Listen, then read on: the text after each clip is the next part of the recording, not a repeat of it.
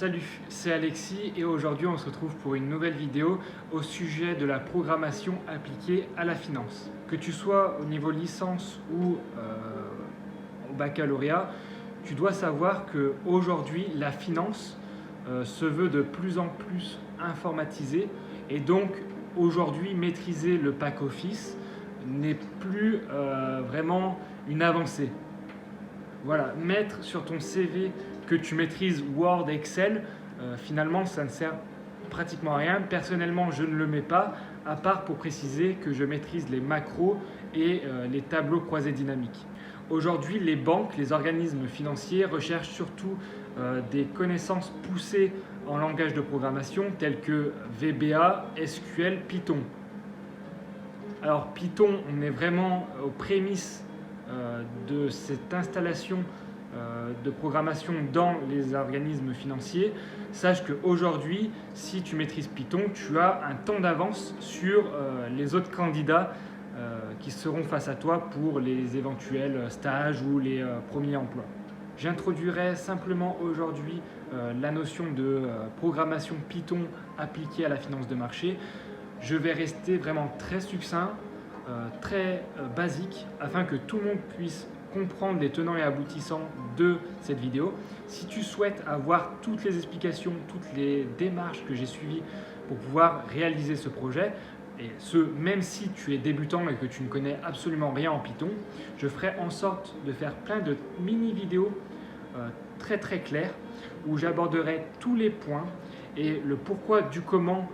J'ai tapé presque chaque ligne de code pour que tu puisses, si tu es débutant et même si tu as un niveau assez avancé, comprendre exactement ce pourquoi j'ai fait exactement chaque ligne de code. Pour ma part, je suis assez intéressé par donc les marchés financiers, plus particulièrement les marchés des crypto-monnaies.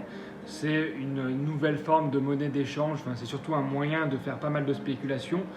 Donc pour ma part, je me suis donc axé pour cet exemple-là sur le marché du Bitcoin, de l'Ethereum, du Dogecoin, du Ripple, de l'IOS. Je ne crois pas en avoir oublié. Et pour les données, parce qu'il me fallait des données précises, je me suis donc basé sur les données qui sont partagées par le broker, le courtier, qui s'appelle Binance. Voilà, je cherchais son nom, mais je l'ai trouvé. Donc Binance, c'est un courtier chinois qui partage sur GitHub toutes les données de façon hebdomadaire, de façon même quotidienne. Donc il y a une première partie qui va justement télécharger sur GitHub les zip qui sont publiés pour chaque marché. Pour ma part, j'ai voulu avoir du coup des données de façon journalière, mais avec un échelonnage de temps de minutes. Voilà, donc en gros, je sais pour tous les marchés observés, donc par exemple le Bitcoin, quel est le prix d'ouverture de ce marché et le prix de fermeture minute après minute, voilà, et de façon journalière. Pour rappel, un fichier zip, c'est un fichier comprimé, voilà, pour permettre de télécharger plusieurs documents sur Internet. Ce qu'ont l'habitude de faire les développeurs, c'est de mettre tout ça dans un seul dossier, donc un point zip. Et les points zip ont pour avantage de comprimer l'espace occupé par ces fichiers pour qu'ils prennent le moins d'espace possible, voilà, pour économiser de l'espace sur les serveurs. Maintenant que j'ai fini cette petite parenthèse un peu technique, voilà, le programme Python se charge automatiquement à 1h du matin de télécharger les fichiers .zip. Une fois qu'il a extrait le fichier Excel, il le déplace dans un fichier qui s'appelle, bon, dans cet exemple-là, il s'appelle Files, d'accord, pour tout mettre mes fichiers du coup Excel au même endroit. Et en fait, le problème, c'est que ce courtier partage toutes les données et tous les fichiers au format CSV, voilà. Et comme vous pouvez le voir, en fait, c'est illisible. Pourquoi? Parce que au lieu d'utiliser les cellules pour rentrer chaque donnée, en fait, toutes les données sont en ligne. Voilà. Et donc, vous comprenez qu'il faut, pour nous, pour pouvoir les retraiter plus facilement sur Excel et faire des tableaux par exemple par la suite ou des graphiques, etc. On a besoin que chaque donnée soit dans des cellules pour pouvoir les appeler ensuite avec Excel. Et donc le truc, c'est que on ne va pas faire ce traitement, prendre toutes les lignes et les mettre dans des cellules à la main.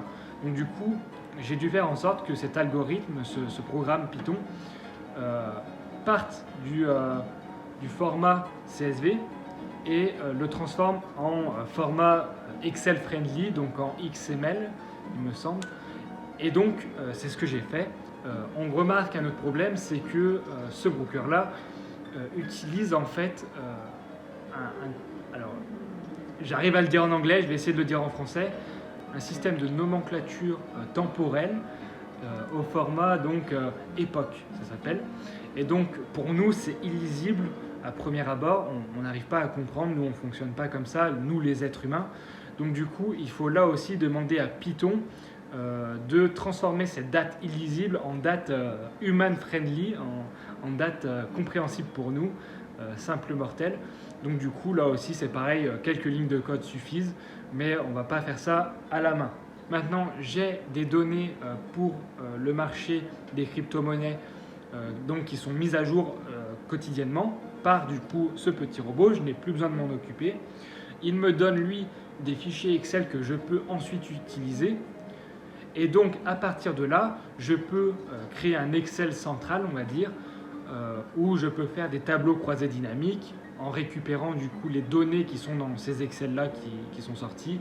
Je peux, si je veux, faire des programmes VBA, ou alors je peux aussi stocker toutes les données qui sont dans ces Excel-là, les exporter sur un système de base de données SQL pour ensuite les rappeler plus tard. Voilà, vous voyez qu'à partir d'un simple programme Python, on peut en fait s'entraîner un peu à tout. Le but, c'est surtout de pratiquer. À partir du moment où vous avez un peu une ordre d'idée de ce que vous voulez faire, finalement, c'est assez simple. Et là, si vous êtes vraiment très motivé et vraiment vous voulez avoir une vraie plus-value, je pense, sur votre CV, vous pouvez, à partir de ce simple programme Python, essayer de faire une sorte d'alerte, d'accord, pour vous avertir de mouvements majeurs sur les marchés financiers.